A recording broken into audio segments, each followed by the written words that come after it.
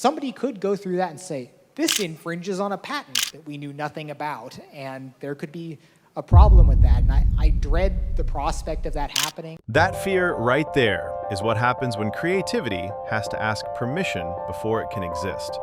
And when the people who built modern gaming are afraid to release code, you have to ask a bigger question. What happens to an entire industry when innovation becomes legally dangerous? Imagine a world where John Carmack patented first-person shooters when he made Doom. Or a world where Mario 64 patented analog movement and full 3D camera control. In that world, everybody would essentially still be playing Doom or Mario. Not because they're the best games ever made, but because nothing else would be legally allowed to exist. That sounds ridiculous, almost cartoonish, but the scary part is this: we're already moving toward that world. Since the beginning of time, every real invention, every meaningful innovation, has been a stepping stone. One person builds something new, and the people who come next improve it, remix it, refine it, and push it further than the original creator ever could. That's how technology advances. That's how art evolves. And for a long time, that's exactly how video games worked. Early game developers laid the foundations by building mechanical languages that others could build on. But today, something has changed. With corporate capitalism becoming increasingly voracious, companies no longer want to compete anymore. They're no longer racing to make the best version of an idea. They're racing to own the idea itself. They're locking gameplay behind legal walls. And while that's dangerous in almost any creative industry, it's especially dangerous in gaming, because games don't evolve through stories or visuals alone. They evolve through systems, mechanics, and player interaction. So let's talk about what that actually looks like. Let's start with Nintendo. Nintendo has aggressively patented gameplay ideas from The Legend of Zelda: Tears of the Kingdom. We're talking over 30 patents, from characters to story elements to how the game plays. For example, Link's new abilities like Ultra Hand and Fuse, or the way objects are combined. Even the structure of a specific fast travel loading screen. These aren't simply cosmetic ideas, they're mechanical solutions to gameplay problems. But it doesn't stop there. Recently, Nintendo has patented a core Pokémon gameplay loop. The act of throwing an item to summon a companion creature, that creature automatically battling an enemy, weakening it, and then throwing another item to capture it. That loop, the backbone of an entire genre, is now legally fenced off. And if that feels extreme, remember this: Nintendo has also patented older mechanics too. For example, the developers of the game Eternal Darkness created a sanity system, where your character's mental stability degrades through exposure to supernatural events. Nintendo, being the publisher and not the developer, found some leverage to patent it. It's not a character or a story, but a design idea. The very idea that something like that, theirs and only theirs, is ridiculous. And Nintendo isn't alone.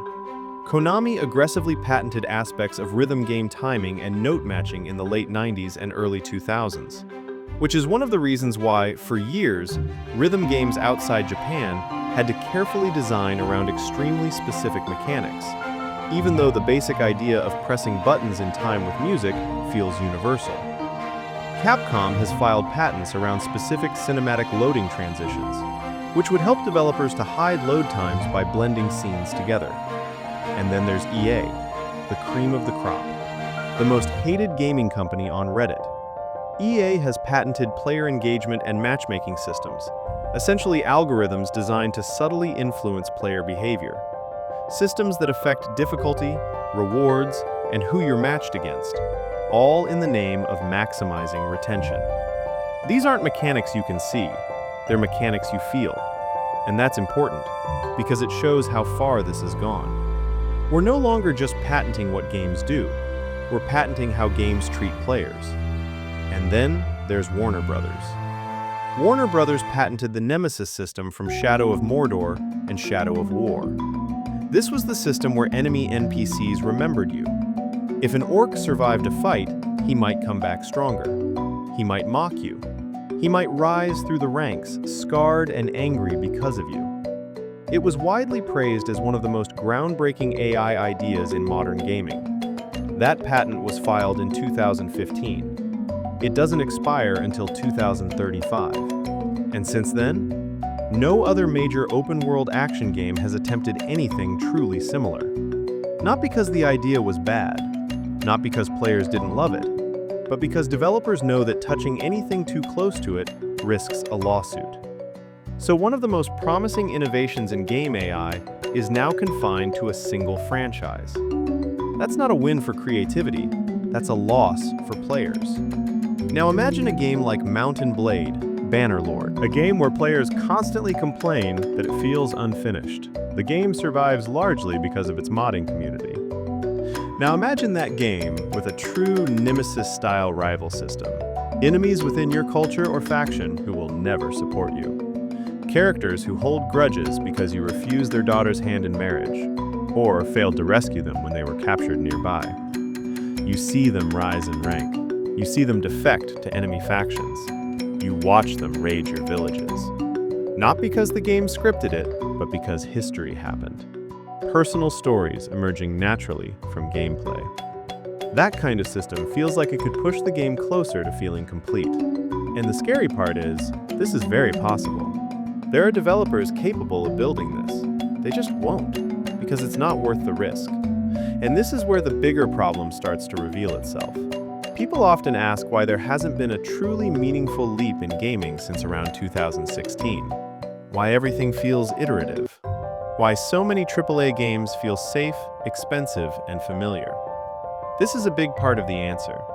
Every developer is now operating inside a legal bubble, constantly worried about what ideas are already owned by someone else. But this didn't start today. We've seen exactly where this road leads before. Back in 1995, Namco patented the idea of having a playable minigame during loading screens. They demonstrated it with Ridge Racer, where you could play Galaxian while the game loaded. Because of that patent, for nearly 20 years, no other developer could legally do the same thing. This was during the era of discs, when loading screens were long, boring, and unavoidable. A feature that could have been standard across the entire industry was completely absent, because one company owned the idea. Then there's Sega. Sega patented the floating directional arrow from Crazy Taxi, the arrow that guided you toward your destination. When EA released The Simpsons Road Rage with a similar system, Sega sued. The case was settled out of court. The message was clear. Don't experiment too close to someone else's idea. Patents don't just block ideas outright. They create a minefield. Most game patents are written in broad, vague legal language. Even experienced developers often can't tell if their idea crosses a line. Big studios can afford lawyers. Small studios can't. So what happens? Indie developers avoid entire mechanics altogether. Mid-sized studios play it safe, and innovation quietly dies. Not because of lawsuits, but because of fear. And yes, this also drives up game budgets because legal costs become part of development, which means higher risks and safer designs. So instead of innovating in mechanics, modern games innovate in systems. Progression loops, battle passes, reward pacing, engagement funnels. And here's the twist. Some companies are now patenting those too, which means developers aren't just locked out of ideas anymore. They're locked out of business models disguised as design. Now let's go back to the opening question. What if Doom had patented first-person shooters? If id Software had patented the FPS concept or its 3D engine, they could have blocked games like Quake, Half-Life, and Duke Nukem from existing as we know them. The genre wouldn't have exploded, it would have stagnated, and gaming history would look completely different. But that's not what happened. John Carmack was openly against software patents. He even threatened to quit over them. Instead of locking ideas down, id Software let them spread. Techniques like smooth 3D rendering, networked deathmatch, and engine design were freely adopted, improved, and refined across the industry. They even released the source code to older engines. The result? An FPS boom that benefited everyone. Gamers got better games, developers learned faster, and and id still profited by leading, not blocking. The reason entire genres exist today is because no single company was allowed to monopolize ideas like first-person shooting, 3D cameras, or open-world exploration. When ideas are shared, they evolve. When ideas are patented, they freeze. Now, some people might say, but patents protect developers' intellectual property. And that's true, to a point. You can't copy Mario's art, that's fair. But patenting how jumping works, or how combining objects works, that's different. Some studios use trade secrets, keeping systems hidden. Others use patents to prevent competitors from even trying. And when developers are forced to design around patents, they don't make better systems, they make weirder ones. Climbing systems that feel awkward because they can't mirror Breath of the Wild. Companion systems that avoid automation and feel useless. Crafting systems bloated with unnecessary steps just to avoid similarity. This is how you end up with games that feel overcomplicated, less elegant, less fun. Not because designers are bad, but because good design was fenced off. And if we keep locking down mechanics one patent at a time, we won't just lose better games, we'll lose entire ideas. Ideas that never even get the chance to exist.